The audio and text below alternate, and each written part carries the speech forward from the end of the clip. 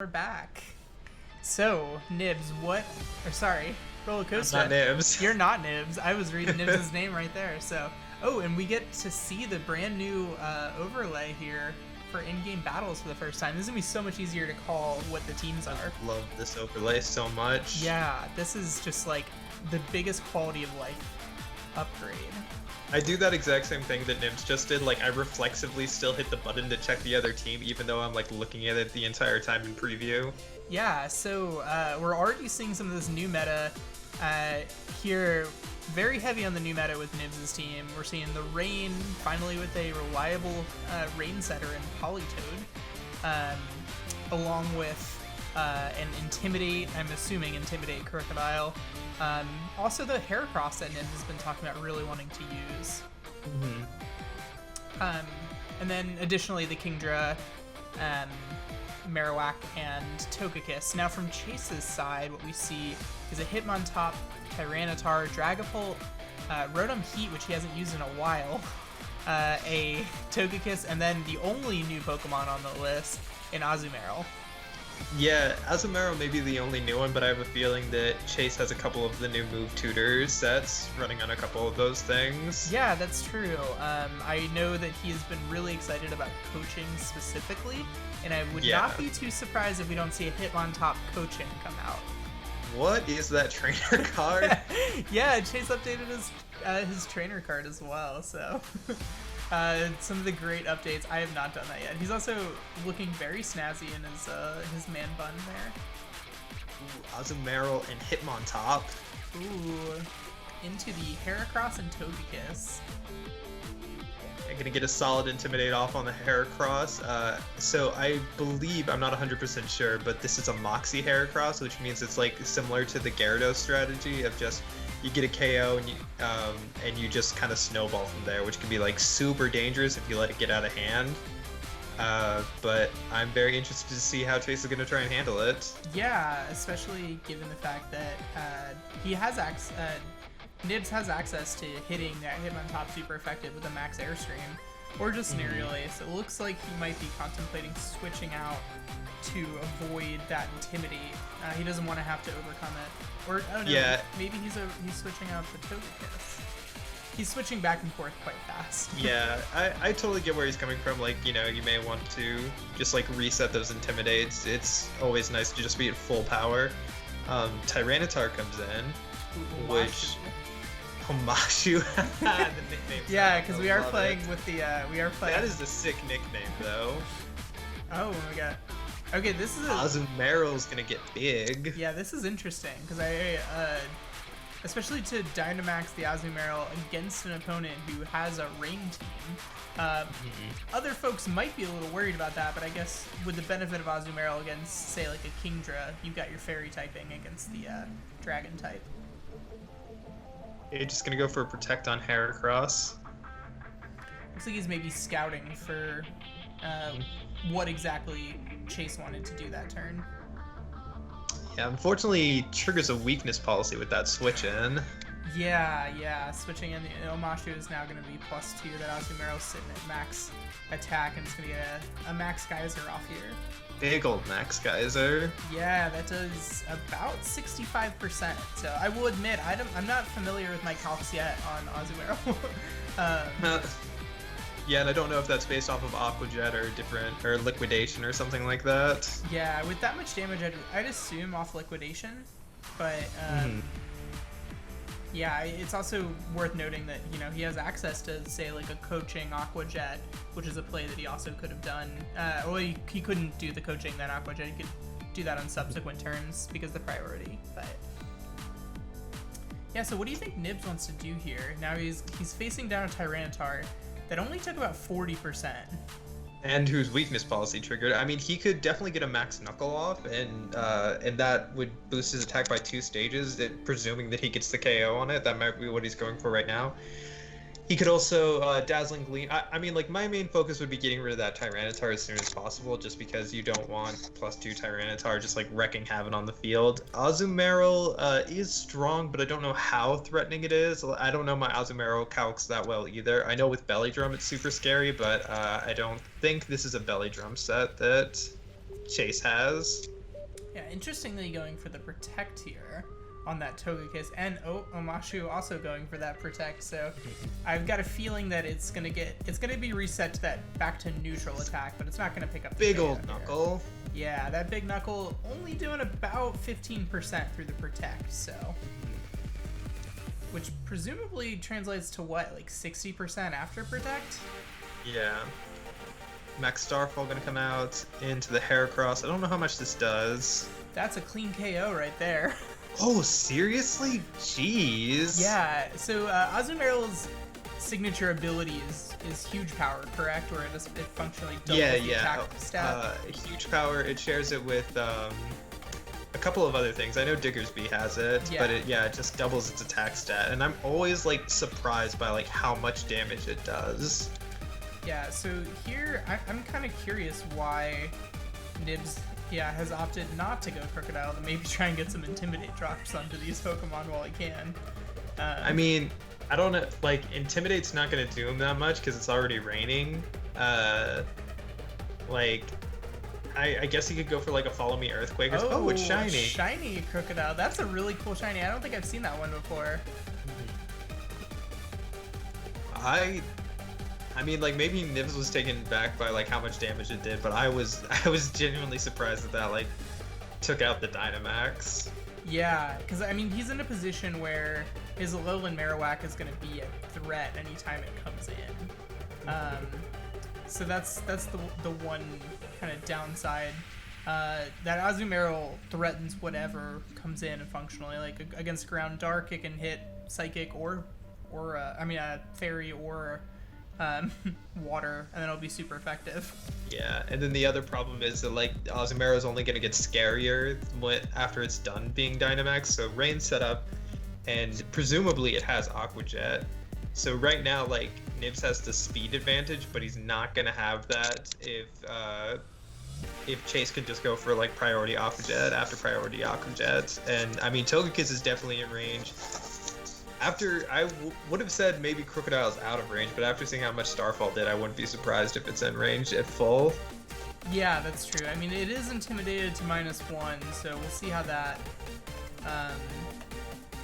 Life Orb High Horsepower coming in. That's a pretty decent, 35% damage on a Dynamax Pokemon.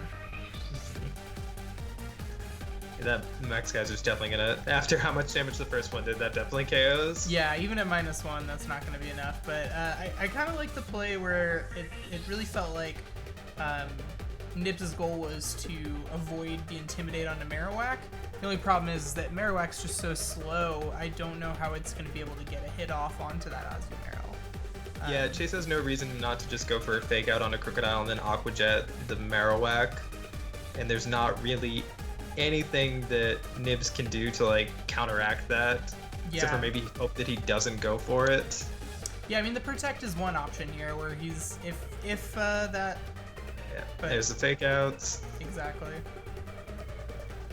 Liquidation. Interesting. So do you think maybe this Azumaril's not carrying Aqua Jet? I would still be willing to bet that it has Aqua Jet. Like I think maybe Chase just has a like particularly fast Azumaril. It may be like max speed, so he may have just been confident that he was going to outspeed the Marowak regardless. Yeah, that makes sense. So yeah, this play right here going for the Protect onto Crocodile. That makes sense. Coaching. The coaching. There it is. Yep, this is the play that we were talking about. So coaching acts as functionally a bulk up for both, for your partner Pokemon. Yeah, that was smart to just like keep going after the Marowak. You already know that it protected, so it's unlikely to get it again. Yeah.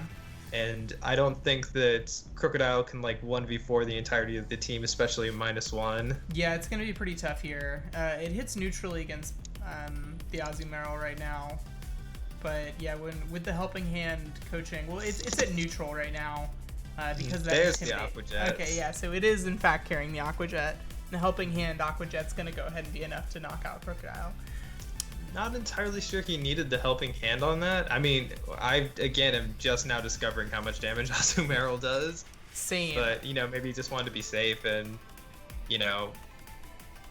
better do that than like risk getting Rock Slide flinched and then like crit and then just annihilated for like no reason, I guess. Yeah, the only thing I might have still gone for the Aqua Jet without the Helping Hand to figure out the calc. See, does this KO at neutral? Yeah, in the rain. In the rain, because that's a really good thing to know going forward, because you're not always going to have that Hitmontop there for the Helping Hand support. So you might, say need to do 2 coachings before it's able to. So, what do you think Nibbs' adjustments are going to be here in this game? I don't know. I would say he's presumably going to leave the Marowak. It didn't really get him too much. I don't think it kind of offers a lot in general. I guess it can like offer damage against the Dragapult, but I think he has better answers to it than just Marowak. Yeah. Other than like Marowak staying at home, I don't think that there was anything wrong with the Pokemon he brought. I think he just kind of needs to like figure out what Chase is going for and try to get those Moxie boosts in Spiral. If he had called the Tyranitar switch in, then that definitely would have just like may have just been game from the beginning. Yeah. Because it's just so hard to stop it once those boosts start coming in. Exactly. Yeah. Yeah, so it looks here like he didn't end up bringing that Heracross at all. We're going to see the leads in a second, but it looks like he's opting for the rain mode against a team that utilized rain in his face, so he thinks maybe he might be able to, trick Chase into setting that for him. Unsurprisingly, we see the same leads from Chase, so... Yeah, and the kind of scary thing for Nibbs right now is that Azumaril offers super effective damage against both of those. I mean, he did just get an Intimidate off, so maybe that'll be like all the help that he needs against it, but that thing did a lot of damage, so I'm not entirely sure what's going to happen next. Yeah, so it looks like he's going to go ahead and opt for... Oh, okay. So he's going to be Dynamaxing and max Airstreaming into that Hitmontop. I really like that play a lot. That was solid. Like, that covers for the Tyranitar switch in. I mean, you just kind of have to hope that Azumaril either doesn't target the Mon that it can OHKO, or it doesn't target your Dynamax, or it can't OHKO your Dynamax. Yeah.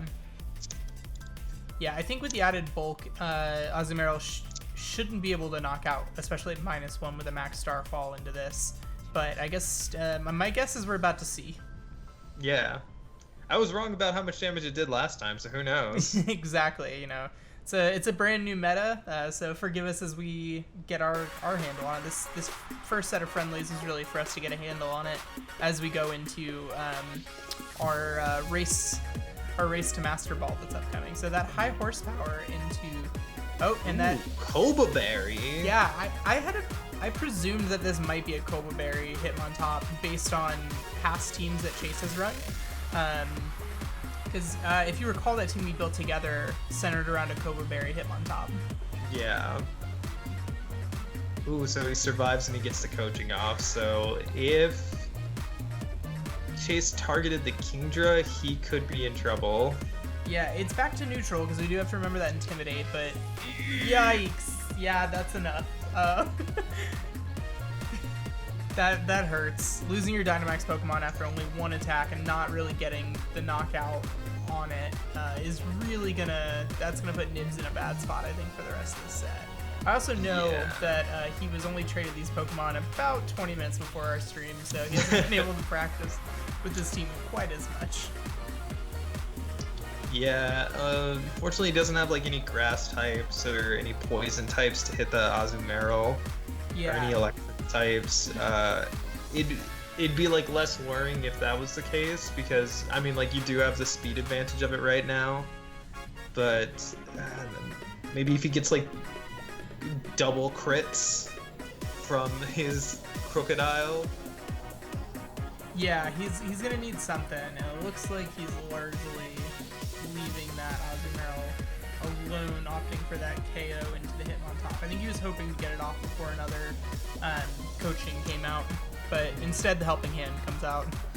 He's gonna get this single target Dazzling Gleam off, and if he gets a crit, he could get like really solid damage off.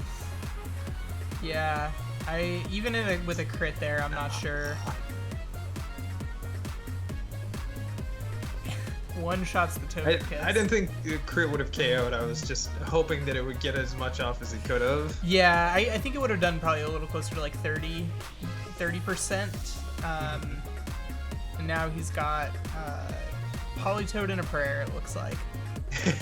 So Chase had sent me a link for a rough draft of a team that looks very similar to this, and then the Azumaril was assault vested. So after seeing like how little it's from the Dazzling Gleam, I wouldn't be surprised if this is the exact same set. Yeah, that would make sense, kind of given its special bulkiness throughout this.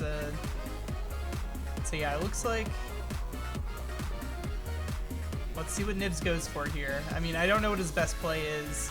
He's in a pretty rough spot against Dragapult. He just doesn't. I mean, like, he doesn't really have a way through Azumaril is the issue. Yeah, and without that, I think it's just such a tough matchup. So I think what we're ultimately going to be seeing is just an adjustment to the meta as a whole. You know, we've been very used to,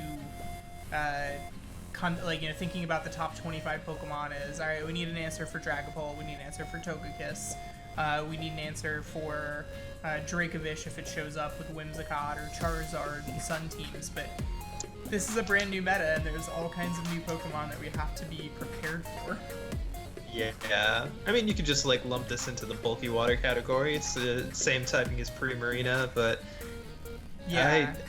Today I learned how strong Azumaril was, and I did not realize how strong it was. Yeah, I would argue that's looking more powerful than a Primarina. Like, Primarina hits on the special side very hard, and like I've been caught by surprise by Primarina, but I think that access to huge power plus the Aqua Jet and other sets like Belly Drum just are gonna make it really hard. Yeah. There isn't a freeze chance with Icy Wind, is there? No, there's no freeze chance. I was like, is that his win con, a double Icy Wind freeze? I mean, like, if the game just breaks and freezes, then yes, definitely. And to add insult to injury, we got a crit there coming out from Azumaril. On the crit one of the Dragon Darts too earlier. That's rough. Yeah, so with the move that's not very effective against either opponent, this is kind of most powerful move. I don't think Politoed's here to deal damage.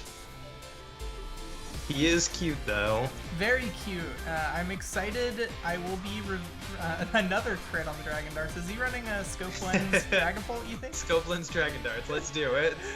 Yeah, I mean, that's a great way. So, yeah, a great first showcase of what exactly Azumaril does. Yeah, Chase making Azumaril do the work. Yeah, it's good stuff. It's bulky and it hits hard. So if you don't have an answer for that Azumaril and you catch one in a tournament, you're gonna be in some trouble. So yes, electric, grass, poison, speed. Yeah, any combination there with it, you've got a better shot. But with that, why don't y'all go ahead and give us 1 second while we switch cameras over. And yeah, we'll be right back.